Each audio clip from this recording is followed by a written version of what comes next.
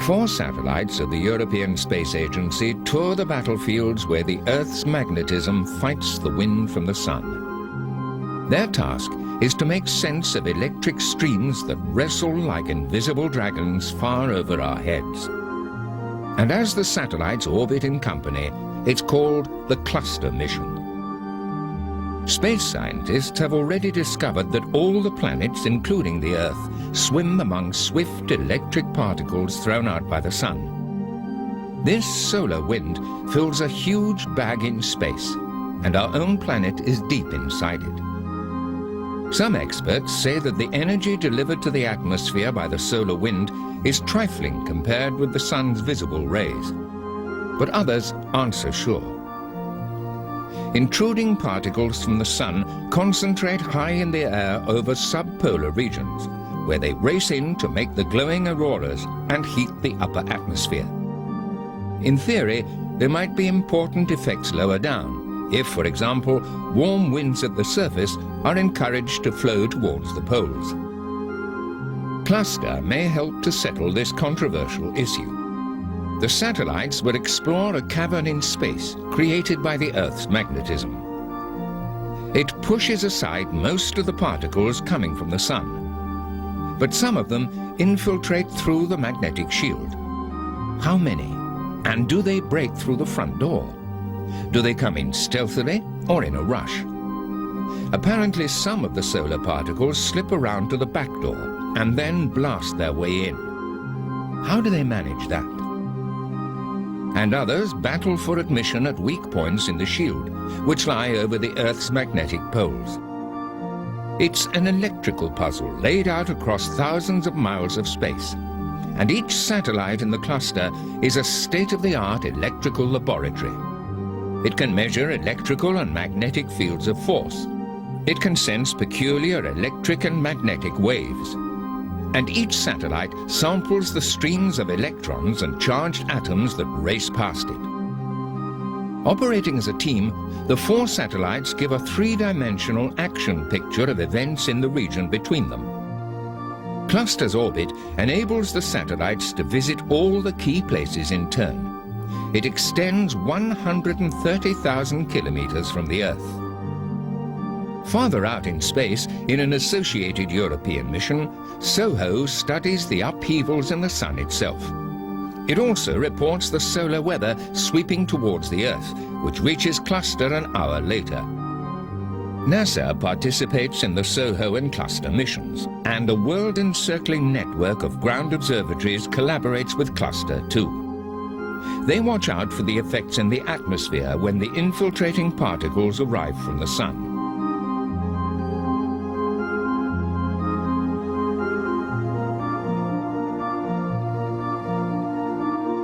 Until scientists understand the antics of the particles, they can't be sure how the Earth's environment in space connects with its environment at ground level. That is Cluster's urgent challenge.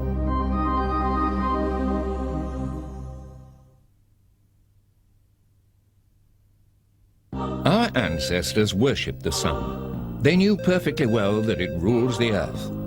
And many temples and churches still point towards the rising sun.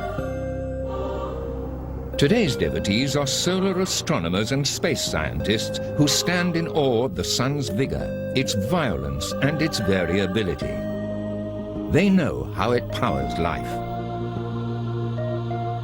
Green leaves act as photoelectric cells absorbing the sun's rays. They know how it powers the world's weather, mainly by heating the tropical oceans. But the sun's own weather still baffles the scientists. The dark sunspots are scenes of intense magnetism, while great loops in the sun, shaped by magnetic arches, can trigger a magnetic explosion. A solar flare has the force of 1 billion H-bombs, and concern about the Earth's changing climate gives an urgency to solar research. Some experts doubt whether the recent warming of the Earth is really due to carbon dioxide. Danish scientists have discovered that a speeding of the sun's activity seems to match the changes better. Records of a changeable sun go back thousands of years. they show repeated variations from one century to the next. Who can understand the Earth's environment without sufficient knowledge of the sun, which warms it and gives us life? Some rays from the sun penetrate even the rocks of the Earth. In an underground laboratory at Gran Sasso in Italy, a tank of liquid detects particles called neutrinos coming from the very core of the sun. But many features of the sun's behavior are invisible from the Earth's surface. Only spacecraft can discover them. The Japanese Yogo satellite monitors X-rays that come from the sun's hot atmosphere. And the European Space Agency is leading a succession of solar missions conducted in partnership with NASA. Instruments in the European Recoverable Carrier, Eureka, monitor changes in the sun's output of energy. Europe's Ulysses spacecraft has flown for 5 years to travel over the sun's poles and observe its electric wind and its magnetic behavior from new angles. And what Ulysses reveals about cosmic rays in the sun's vicinity will help in interpreting those signs of past variations in the sun's behavior. SOHO is Europe's solar and heliospheric observatory. Its instruments study the motions of the sun's surface and atmosphere from a vantage point on the sunward side of the Earth. Its new insights into the sun's workings may reveal the causes of the variations in its output of radiant energy. But variations in the solar wind of electric particles might also affect the Earth's climate. Closest to home among the European Space Agency's solar missions, Cluster uses 4 satellites to find out exactly how the solar wind interacts with the Earth's magnetic field. Electrical events thousands of miles out in space regulate the flow of atomic particles to the Earth's upper atmosphere. The solar wind changes from day to day, year to year, and century to century. The Earth's magnetic field varies too over thousands of years. If scientists are to judge the possible consequences for life, they need surer knowledge. They can expect Cluster to deliver it.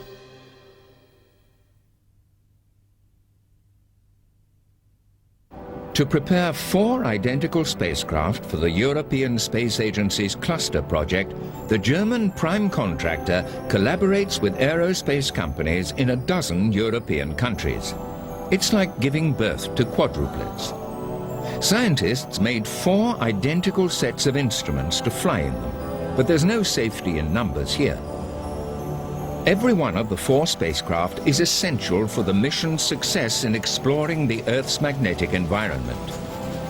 And like a baby, each requires 100% care to make it fit for a mission in space lasting at least 2 years. Rocket engineers in France test the hydrogen-oxygen motors of Europe's newest launcher. Ariane 5 will lift all 4 Cluster satellites and fling them into an extended orbit around the equator. Then the satellite's own rocket engines have to stretch the orbit by a sequence of maneuvers and to swing it so that it passes nearly over the Earth's poles. In the end, they're traveling up to 130,000 kilometers from the Earth every 57 hours.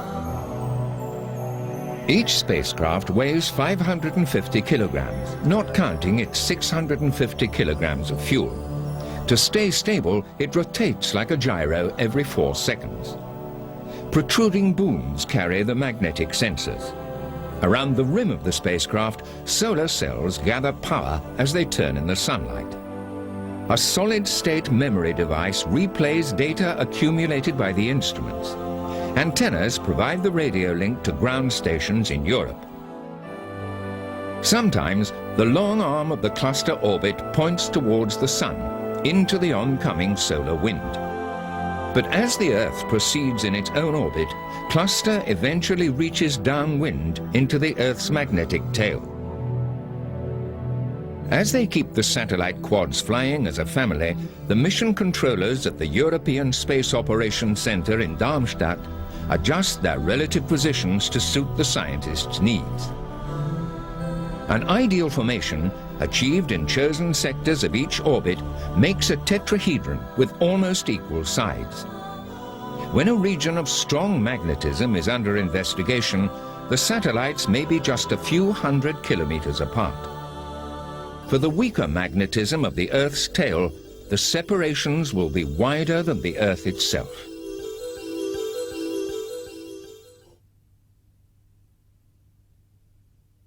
As the 4 cluster satellites orbit in company through the invisible electrically charged gas that writhes like dragons around the Earth, their sensors tingle. 200 scientists from 17 countries take part in this European mission. Leaders of the teams command their instruments without leaving their home laboratories via a joint science operations centre in the UK. All 4 satellites carry the same instruments. They record differences in magnetism that reveal electric currents flowing in space. 2 sets of magnetometers on a boom use delicate transformers to measure the magnetism very sensitively in 3 directions. A scientist from the UK heads this experiment. A German colleague has charge of the guns of a novel electron drift instrument. Pulses of electrons go out 10 kilometers or more before the magnetic field steers them back.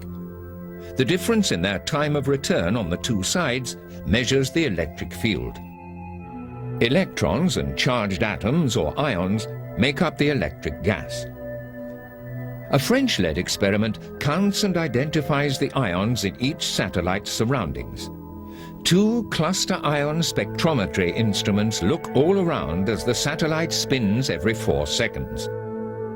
The ions must skim exactly between the 2 domes to clock in.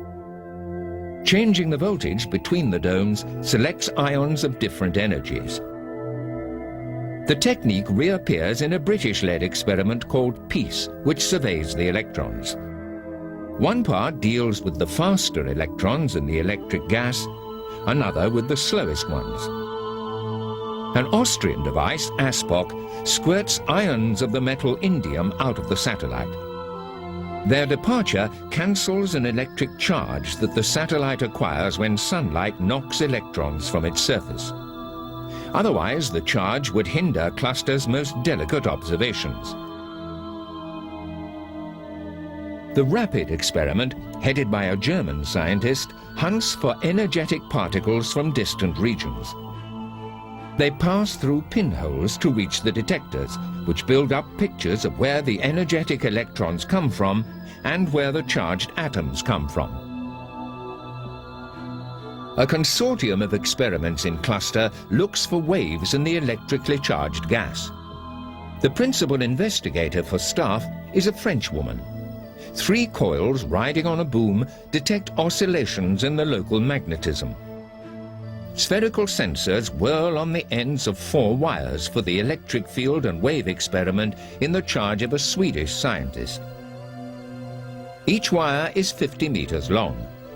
Voltage differences from tip to tip measure the electric field in 2 directions at right angles. Currents in each sphere reveal the density of electrons nearby. Electron densities farther afield disclose themselves to radio pulses sent out by WHISPER, the responsibility of a Frenchwoman. WHISPER can also feel the electric waves. An American-led wideband experiment eavesdrops on these wave sensors. It listens out for signature tunes of Mother Earth, radio whistles and hisses from particles that bounce about near the magnetic poles. A UK scientist coordinates digital wave processing to refine the operations of Cluster's wave consortium. But what makes Cluster so special is the 3-dimensional picture of the electrically charged gas that comes when 4 satellites use the same instruments. A single satellite sees bewildering patterns of electric activity. A pair of satellites begins to distinguish changes in space from changes in time. 3 can sketch impressions across a slice of space. 4 satellites, as in Cluster, give solid shape to the electric dragons in the sky and their flaming breath of energized particles.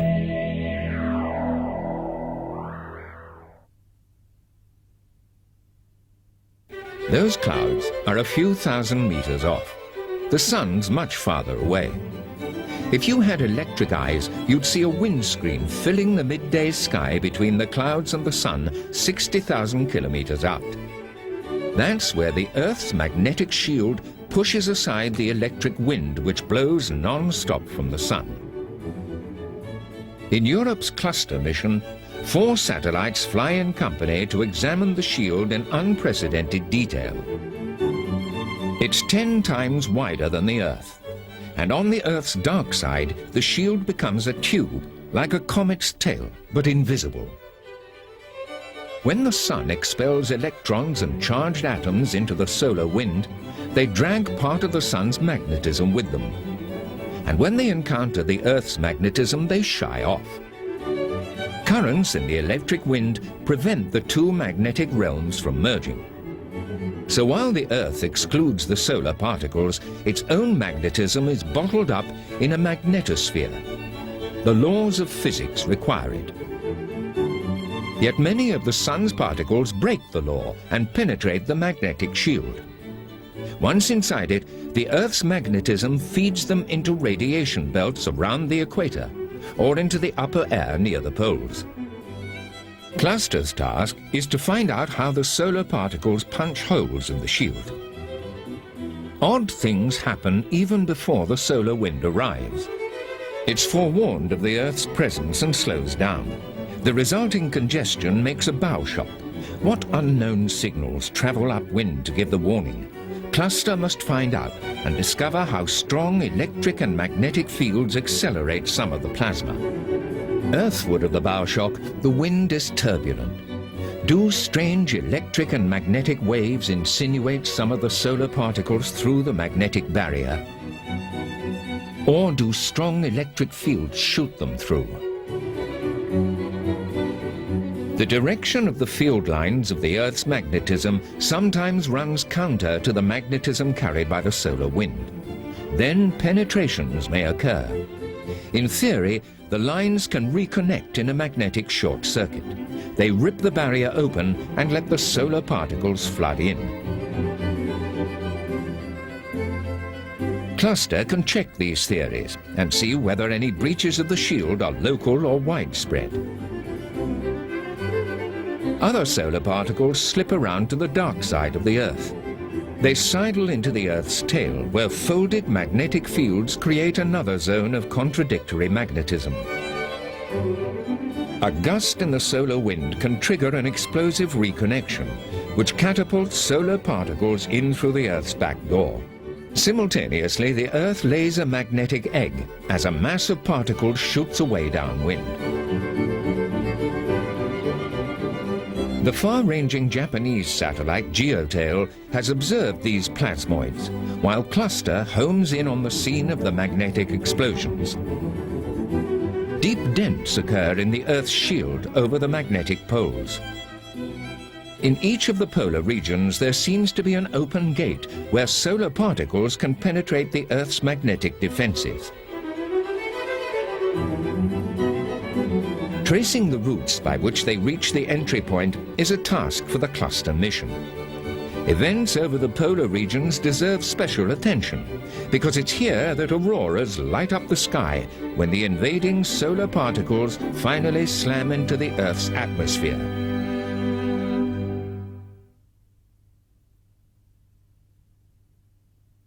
In northern parts of Scandinavia, Canada and Russia, only a cushion of air separates the inhabitants from the flames of the sun.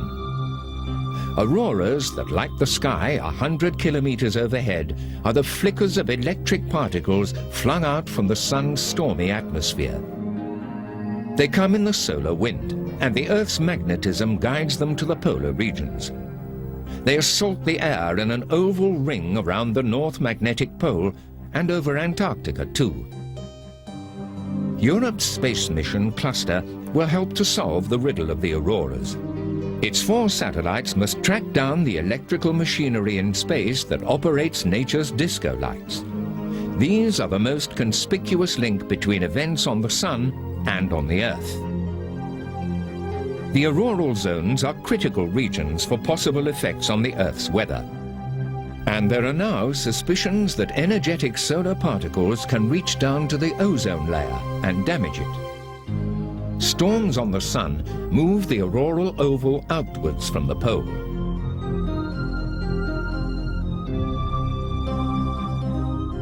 Vital for clusters investigations are simultaneous observations from the ground. For example, special radars like IceCat in northern Scandinavia reveal heating and vigorous motions in the upper air provoked by the bombardment from the Sun. Early in the space age, discoveries complicated the picture.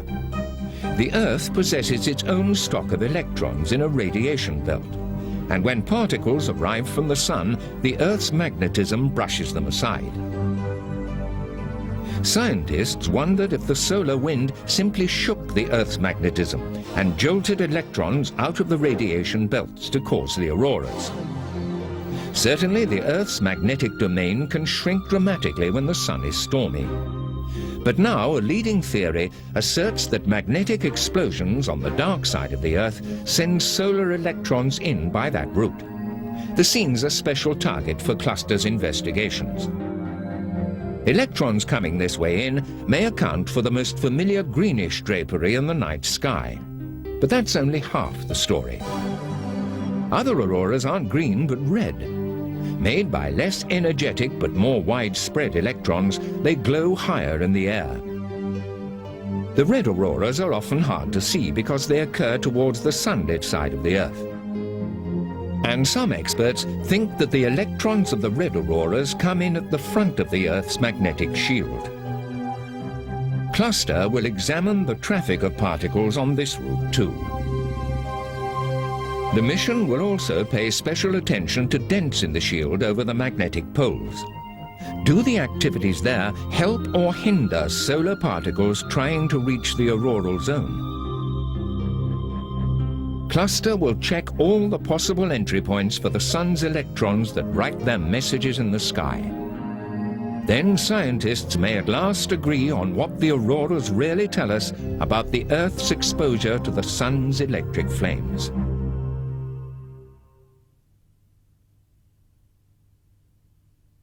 Electrical events observed by Europe's 4 cluster satellites thousands of kilometers out in space are bizarre by earthly standards.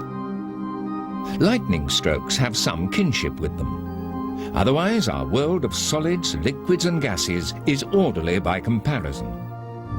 The weather's the most complicated process in plain view. But suppose the wind were electric. Suppose clouds bounced off one another and wrestled with the Earth's magnetism. Suppose masses of electric air could take off into space. Then our weather would be like the Sun's. Solids, liquids and ordinary gases don't exist in the Sun. It's made of plasma, an electric gas of charged atoms and free electrons.